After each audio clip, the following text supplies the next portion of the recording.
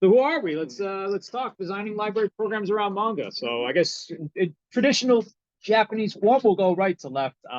My name is Joe Pasculo, and this is my home branch and my colleagues. Hello, everyone. My name is Whitney Davidson Rhodes. I am an associate manager for young adult programs and services at NYPL, former YA librarian from the Bronx. And hi, everyone. My name is Tabrisha Jones, and I am the young adult librarian at the Pelham Parkway Van Ness branch that's located also in the Bronx. So this is our agenda. We're gonna, again, try and be mindful of everyone's time, get everyone out hopefully by 1:30. But we're gonna talk about programming, promoting your program, working with authors, book recommendations, do some shameless plug of some programs, and then open the floor for questions. But before we get started, if you are a New York City resident or not New York City, but New York State resident, you can apply for a library card, both digitally and in person. To do that, you go to your app store, either on Android or Apple, and download the Simply E app. And you can get a digital e-card to check out digital audiobooks, ebooks, and the like. If you want to check out physical copies, you will need a physical library card. But again, anyone, if you live in New York State, you can have one. There is also an initiative called Ban Books for teens, and that is a national thing. So you can check out Mark Oshiro's Each of Us a Desert for free without any barriers across the entirety of the United States. Thank you. So we're going to kick it off with some examples of programs that you can do to tie in anime and manga at your library branches or other cultural institutions. Yeah, so this is just kind of we're going to talk a little bit about programs you can do with a very small budget. We're going to talk about some programs you may be able to try if you have a little bit of a larger budget and you have some money to spend. One of the most basic, I guess, examples of a program is a manga book club. So I would say it's a good way to get people reading. Whether you guys want to start with a standalone book, just one volume is the whole series, or you wanted to start like maybe One Piece Volume 1, and then continue to follow as it goes, over the years. The library can help you with that. We have a lot of copies of books. We do have a kind of an organization within the library called My Library NYC that gives out teacher sets. None of us are My Library NYC librarians per se. That is a whole different department, but they do offer your school teacher sets for a fee. So that is definitely something worth looking into. The website is mylibrarynyc.org. Yeah. So, if we don't have enough copies, they may. And the teacher sets are really great. It's not just manga. There's Mouse, there's Catcher in the Rye. If you guys do need a lot of copies of books, My Library NYC is a resource for you. Anime clubs, I don't know if this might not be like too secret any longer. Definitely not a secret within the NYPL, but if you are an educator, you are entitled to a Crunchyroll premium account for free. It is very, very easy to get. The one thing that's kind of weird about it is that it doesn't have it's not really advertised on Crunchyroll's website. You literally have to Google Crunchyroll premium account educators. There's like a thread, and then there's a link which will lead you to a question form. I know I'm not doing a great job selling it, but I will say I have had a wonderful experience with Crunchyroll. It is basically very few questions asked. They want to know kind of who you are, where you're from, school-wise, how many kids attend the program, how often it runs. So that is totally free. It is good for 6 months at a time. It's super easy to renew. So if you guys don't have a Crunchyroll premium account yet, it is easy to get. It's just hard to find the link, but it is on a thread. At the end, if you want my email or one of my colleagues, we can lead you to it as well. And then also it's like if once you, like Joe said, it lasts for 6 months. So they do say like, oh, you can email them. Don't email them. They're very backed up. I actually did a live chat, and I told them like, oh, I sent you an email, and they were like, don't email us because we're so backed up. So just go on the Crunchyroll website and to the live chat button, and you will immediately get someone it is also best to use your organization email. Don't use your personal email because they're going to be very wary. They're going to be like, well, wait, are you an educator? So it's best to use your educator or your library email. So that way they can actually verify that you are an educator who's going to be using this account. Other ways to kind of supplement your programs, obviously, on anime and manga are kind of gateways, or at least it was for me, into like more Japanese culture and getting interested in that. You can incorporate that into your programs. Even if you have a library card, great. If you don't, definitely get one, because then you are able to use one of our databases called Mango Languages for free. So I know like Duolingo and Rosetta Stone, if they're super expensive, Manga Languages is totally free. All you have to do is have a library card and access it through our website. There are different units and lessons. So if you haven't, got a Japanese language club at your school or your library yet, it is super easy to do with Mango Languages. Absolutely recommend it. It is wonderful as far as pronunciation and detail, and going over what you should know after each unit. I think it's wonderful. Yeah. Now those are free.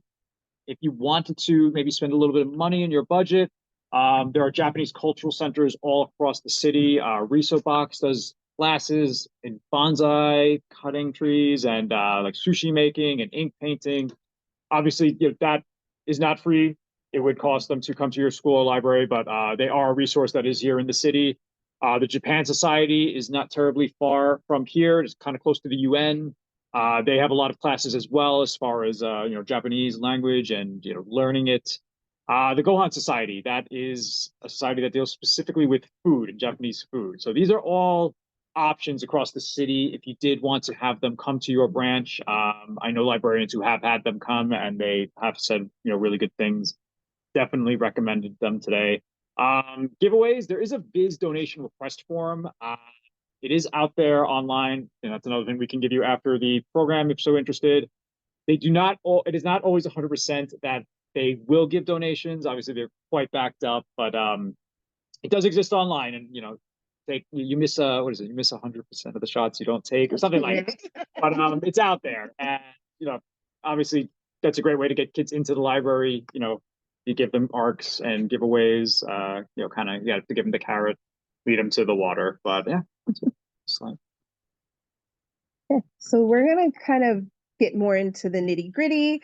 Don't worry about catching all of the pictures on the slides. There is going to be a QR code at the end for you guys to take a picture and download them. But we can also, if you're interested, have them sent to you as well if that's more accessible. So just kind of want to break down of the Manga Book Club. This is Van Ness's pictures of Van Ness's collection. Teresa hyper categorizes it. That sounds derogatory, but it's not, I promise. It's very she knows her community, she knows her teens. They love fantasy, they love shonen, so she curates the collection to make things easy to find. And as you can see in one of the pictures, there is a guide. So if you're interested in having a manga book club, at your school or institution, I would say it costs about $0 to $100, depending on the number of participants. And if you're offering snacks are always the best way to get any teen or kid to your program, or adults. I love free food. And instead of having everyone read the same book, we recommend doing like a free read. So, or bring your own manga, if you will. That way teens or kids or whoever comes to your program, we're librarians for teens and kids, so we don't intentionally want to exclude adults, but this is kind of our reference, just to kind of preface that. And it's perfect for kids to kind of talk about what they're excited about reading, share, kind of have a book exchange. This goes well if you do the Viz giveaway. They can kind of come and do a book swap later for the next installment of the session.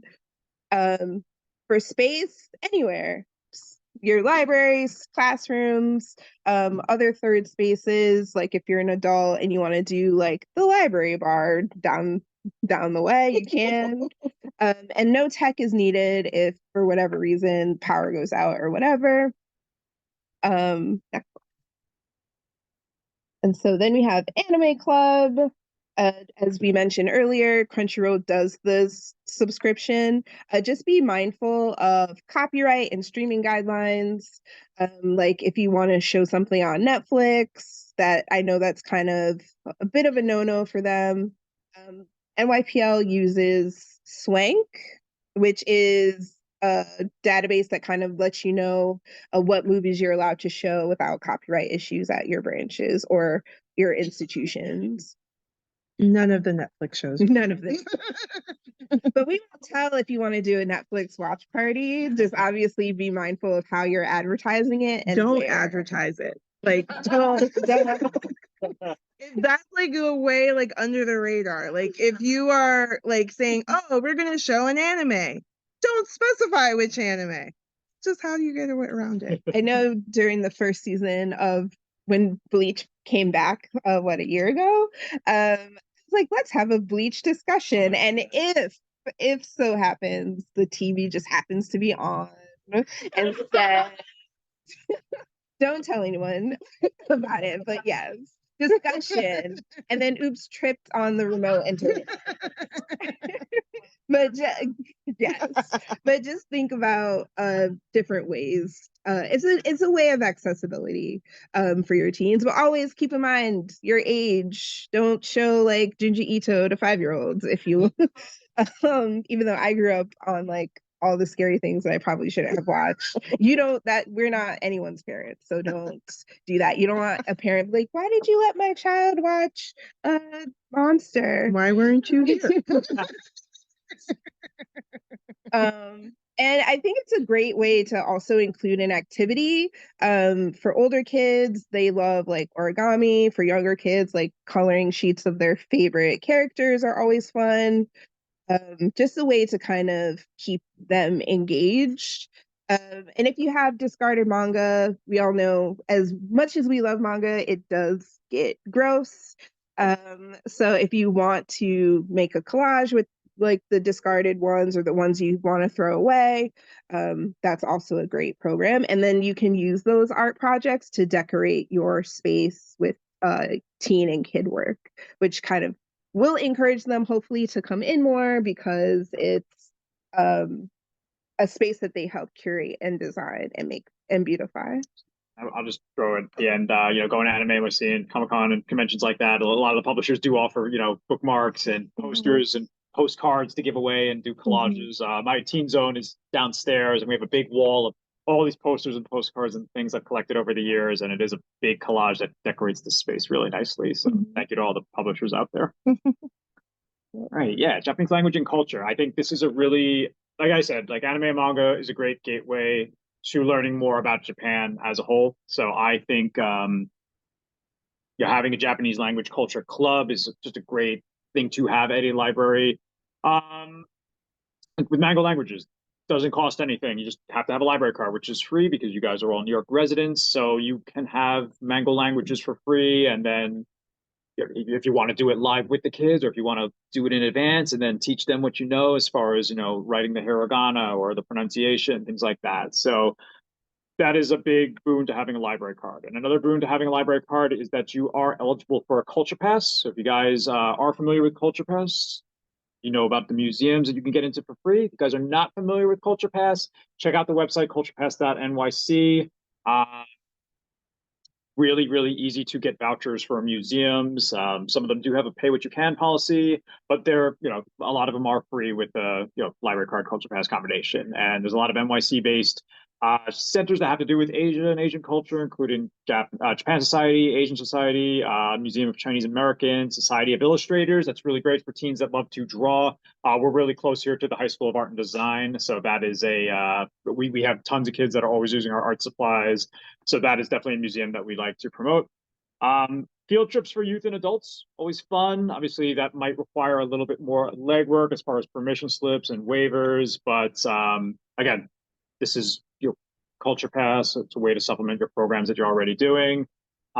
Reach out to the institution's outreach liaison. I'm sure they, if a class comes to my library and all of a sudden they have 80 kids, that's something we kind of want to know in advance. And I'm sure museums is the same. We're happy to have you, but give us some advance notice. So it's good. This is coming up. So yeah, we have a grant for this. So definitely come to the NYPL table at the Javits Center. We'll be talking a little bit about this, but yeah. So yeah, so this is an innovation project that me and Joe are on for the New York Public Library. This is Manga March Madness. We did a like prototype kind of thing in this past March, and we're going to try to make it more official, more system-wide at the New York Public Library. So this is like the battle of the mangas, like which manga is the one that rules it all. And we it gives a chance to for teens to know about the voting process, but also to a chance for them to engage with our collection and also discover new manga that they never have discovered before. So we try to mix with the old and the new, and it's just a really great way to just really encourage teens to know more about manga in the collection at the library.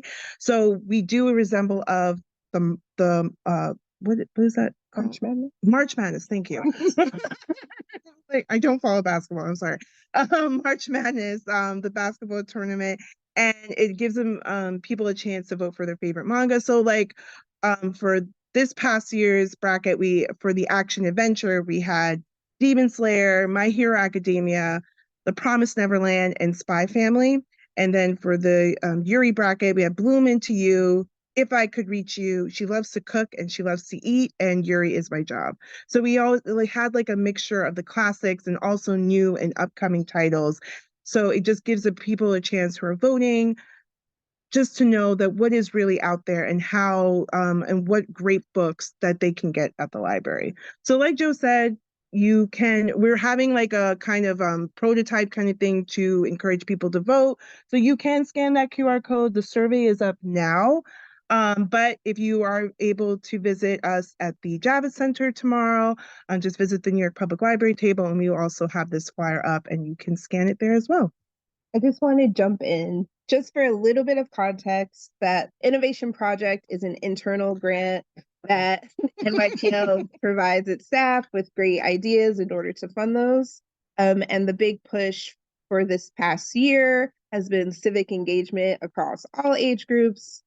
So this is just obviously one of the winners, and it was picked by staff for staff. So it was one of 15 or 20, I think. Yeah. So there are other grants that are civic based throughout the NYPL system that are happening, which right now, based on all the budget cuts and things, civic engagement is pretty important. So if you are New York City based, definitely continue to support us and civic, write your Congress people, Senate people, council people, because we are facing some hardships in the future, to be vague about it. We didn't time that. Season is going to start a little earlier next year, probably as soon as the year turns. So yeah, definitely look out for that. Programs and how. Yes. All right. So think about where your audience is. Unfortunately, we at the library cannot do TikTok or anything, but think about where your audience is social media wise. Facebook is kind of not as popular, even though we have Facebook. We don't know what Twitter is anymore. But Instagram and TikTok, if you or your institution are allowed to post there, are great ways to reach your audience. A lot of staff branches use Eventbrite, though they did change their limit. Yeah, if you have a free account with Eventbrite, you used to have like, you didn't have to have a limit of an amount of like tickets that you were to sell. Now, if you have a free account, if the limit is 25. Yeah, so you have to have a tier account in order to get as amount of tickets, which sucks. But if you have another website where you advertise your events, like for us, we link our NYPL website into the Eventbrite. So when we say like, oh, if you run out of tickets here, please visit our website where you can also register to sign up. So it's like a different way. It is tedious, but it's a different way to increase traffic to your library page. Yeah, just a couple of patch is free. You become like what's called a neighbor, and then you advertise an event that's happening in your neighborhood, which is either your library, likely. So, good way to promote. And then NYC Plugged is another way to get your events out there. It takes a little longer for them to get their stuff. Patch, when you do everything yourself and it's automatically posted. NYC Plugged, they have to, I think, go over everything. It does take a little bit of time, so keep that in mind if you're going to use it. Canva is your friend, and this is anybody using Canva? All right, so I don't have. All right.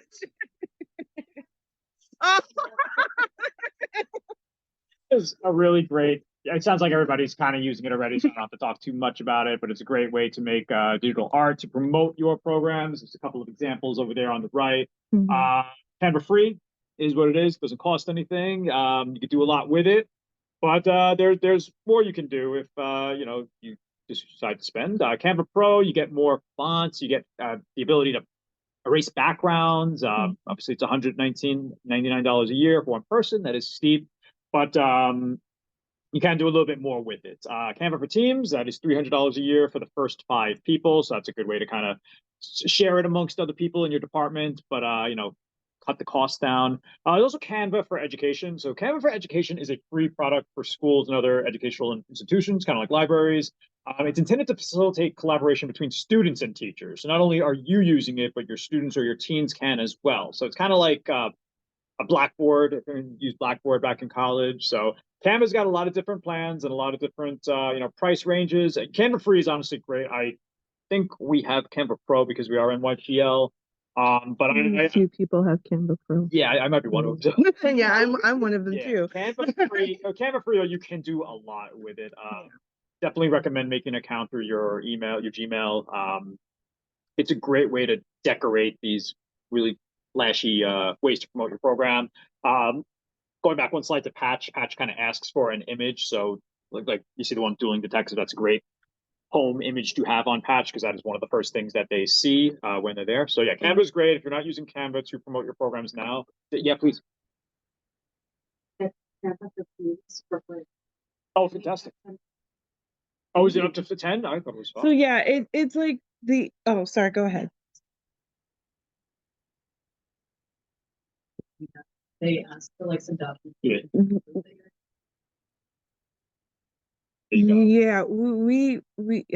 Yeah, that's how we got it. And then Canva caught on because they saw a lot of NYPL people were signing up and they were wondering, okay, wait, hey, how come the institution itself is not signing up? So they kind of had to put a cutoff for us. It's our fault. We're sorry. So yeah, there are some, if you are working for NYPL, there are some NYPL employees, including Joe and myself, who were able to slip in and do have, and got a Canva Pro account. So, but if you are able to reach out to, like both of you said, you got a grant and you were able to get Canva for Teams, if you can reach out to your either communication department or social media department and they're able to get a grant or to apply to Canva and say like, hey, we are a nonprofit. Here's our documentation. Yeah, Canva is pretty good about that part. It's just that I think it's best as an institution instead of individual people are able to go for Canva. So that way they can work with the institution instead of just like individual people pick bit by bit. And with authors. All you two, baby. Thank you. Wait, no, that's Joe. Bridget does way more orthodox than I do, but I will say, I did the slide right here, working with manga creators and publishers. It does have its advantages. It's a really unique experience. We all love manga. It's got a worldwide reach. So to actually meet somebody who worked on a manga is a really unique experience, not only for you as the educator, but for your teens as well. Because, when I was a teen, I did not have the ability to, reach out to publishers and, talk to them directly. I do now, so I know it means a lot to the people who attend the program. So it is super unique, and you get to communicate with those who are on the inside. Who knows, if you do a really good job with one program, maybe they throw you some more. It's kind of what's happened with Viz and Kodansha and other companies that we've worked with. There are a couple of difficulties though. It is difficult to get an actual mangaka. There is a language barrier typically, and there are differences in time zone. I've worked with people who have been translators, who have been letterers, who've been editors. So you never quite get the actual manga for obvious reasons. But you know, there's probably more advantages. The advantages definitely outweigh the difficulties. It's never perfect. Programs rarely are, but yeah, it's worth reaching out to these publishers to see what they can do to help you out. Okay, now it is. Yeah. So like Joe mentioned, I do a lot of author talks. So as time has gone on, I've kind of learned how to reach out to authors, and I can really speak on this. So what I tell people when they are looking into or reaching out to an author and want to plan an author talk, make sure that it is a book and an author that you're passionate about, that you actually care about, and you want to be in a conversation with them, because you're doing a discredit to yourself and also to the author if you're not really passionate about it and you just pick that person because, oh, well, you're popular and my teens like you or stuff like that. Yes, you should think about your community, but there a lot of the books that the teens in my branch like, I don't particularly like, and I make sure to have it on the shelf. But would I do an author talk with them?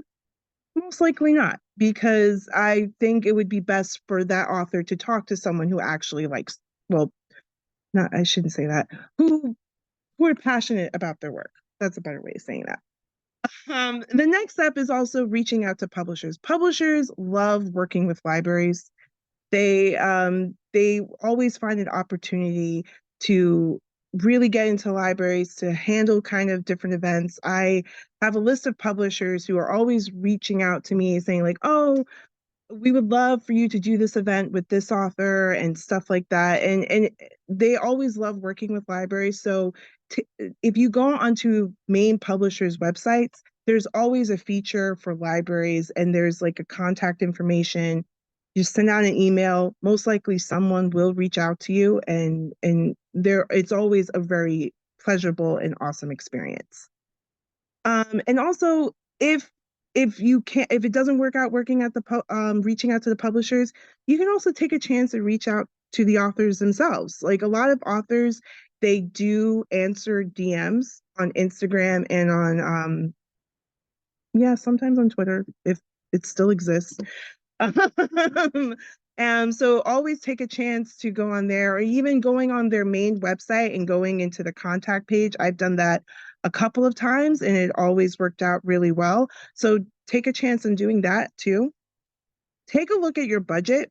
Some authors, most of the author talks that I have done, they will do it for free. They are more than willing to do it for free because it is just for a way to promote their work and just get their work out there. There are some authors who do charge author fees. This is the range that I put on here, $150 to $600, because this is the range that I have encountered. There are authors who will charge way over this. And that's why you need to take a look at your budget to see if you are able to incorporate that into your programming. And then also some authors and publishers will waive the fee if you just purchase their books. So recently I contacted an author and their publisher, and they said, and I offered like, oh, I will give either $200 or I would just purchase your books. And they was like, oh, well, great. You can purchase our books. So, and that is really a great way to tie in with your author program, because usually when I conclude the author talk, I say, oh, if you stop by the Van Ness branch, you can get a free copy that you'll be able to keep, a free book. So that's a way to support the author and also give away free books to your patrons. And also when you're reaching out to the authors, if they're trying to have an idea of how you're going to run the program, if it's your first time, then you can just like plan it out But if you have past examples, it's a good way to provide those in the email, like links and the recording, so they have an idea of what you're going to be asking them and stuff like that. I do want to pop in super quickly with be mindful of your institution's legal process. Yes. Especially because if you're paying them, there is like a contract they have to sign. There might be two, depending on if the publisher has their own legal process for payment and all of that. And just keep in mind that timeline, because unfortunately on our end, it's the contract process is very long. So think, at least 6 to 8 weeks out. From starting that process to the actual event. And then also within that time, promoting the event and all of that stuff. So definitely give yourself that time if they're being paid. If they're not being paid, the process might be quicker, but think about your child safety guidelines and whether or not it's virtual or in person. Usually if it's in person on our end, they do have to take, and it's geared towards teens and kids, they do have to take a child safety course, which is quick, but just something to kind of keep in mind with that process as well. And also like, and on our end, they have to do a background check too. But if that's only if it's in person. If it's virtual, there's no background check. But and also if they are international, since our background check requires a US Social Security number, they don't, if they're international, they can't do the background check. I mean, that doesn't mean that like there's a risk that, oh, you might find something. It's just like you keep in mind that might make the process a little bit quicker, because for our end, they just like, oh, well, they can't do it. So they just move on to the next step. Oh, this is me again. Okay. So how to run an author program. So we have like a slew of list of like a list of things that we try to do when we run an author program. So the first step is like we have a run of show. This is what I was saying, like to provide an example. This is also an example that you could provide to authors when you're reaching out to them, like and including the run of show discussion questions, text setup, the virtual link that you want that the author needs to go to, stuff like that. And then also, this is also very important, this is also if it's a virtual program, choose a video platform that works best for you. So for the New York Public Library, for the most part, we use Google Meet. But for some occurrences, if there is an ASL interpreter, we're allowed to use Zoom. But so depending on what your library preference is either Google Meet or Zoom. Do research on the like the tech specs of both of those video platforms, because both can offer different things. Like for example, if you're having a panel of authors, it is best to use Zoom, because Google Meet, you can't spotlight anyone. You can only do like the sidebar or just like the full screen only for that individual person. It doesn't do it for everyone for the entire meeting. It only does it for the person, for if you're how you're viewing it. It only does for personal mode. But if you're doing something on one-on-one with a person, maybe Google Meet is better, because that's and Google Meet compared to Zoom might be a little bit cheaper for your institution when you're thinking of video platforms. But this only applies to if you are doing a virtual program, or if you're thinking of doing it hybrid, like, because I have done that a couple of times. Like you just take a laptop, you just turn it around, and you have Google Meet or Zoom on, and you can and you're doing it hybrid. You have it in person and also online. Like we're doing here right now, we have a PowerPoint presentation. We like to have a PowerPoint or a Google Slides presentation to give like the library information, and also to show the photo of the author, and also relevant information for after the program and stuff like that. And that goes also along with the script.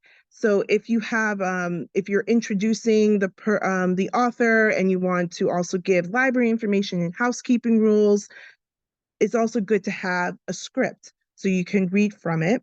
And along with the script, is also very important to have a backup or tech person, because you never know what's going to happen.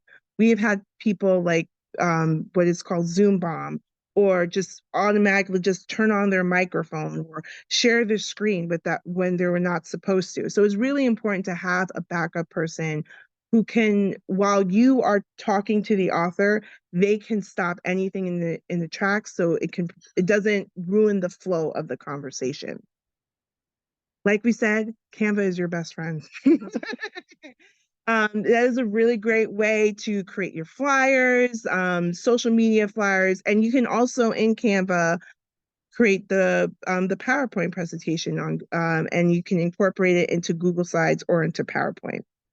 And it's very important to include your library catalog links in your program, because you are doing this to connect it back to your library.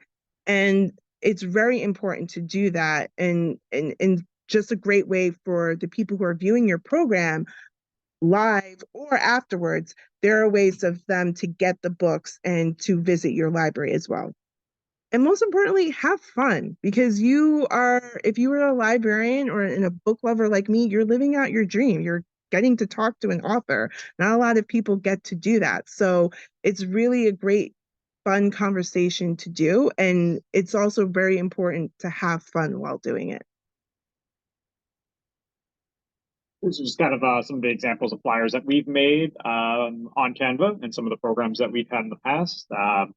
On the left, that's one of mine. I did an author talk with the translator of Free Run Beyond Journey's End. Her name is Misa, and she's on a Japanese language website, Japanese Ammo. I also had an editor, Mike Montesa from Viz. So like I said, you don't always quite get the mangaka, the person who drew it, the person who wrote it, but there are other personalities who worked on the manga who are just as important, and they can definitely impart knowledge to teens about what it's like to work in the industry. And the last two are two author programs that I did. One with Melissa Flores. She did Radiant Pink, and it's part of the Massiveverse universe by Image Comics. And also with Julio Anta and Jacoby Salcedo, they recently debuted their YA graphic novel Frontera in July, and I did a author talk with them celebrating Hispanic Heritage Month. So I try to create flyers with the feel of what the event is. And also, like the middle one with Melissa Flores, I try to include the cover of the book in a transparent background, but also making sure that the picture of the author is as prominent and just like the first thing that you see. Here's just some pictures of us doing programming with Julio. We have with Jackie Morrow, who wrote Supper Club, and James Tinian the fourth, yeah. With the closet. Yes. I think for the essence of time, we can skip this. Yeah. But again, these slides will be provided at the end. Mm-hmm.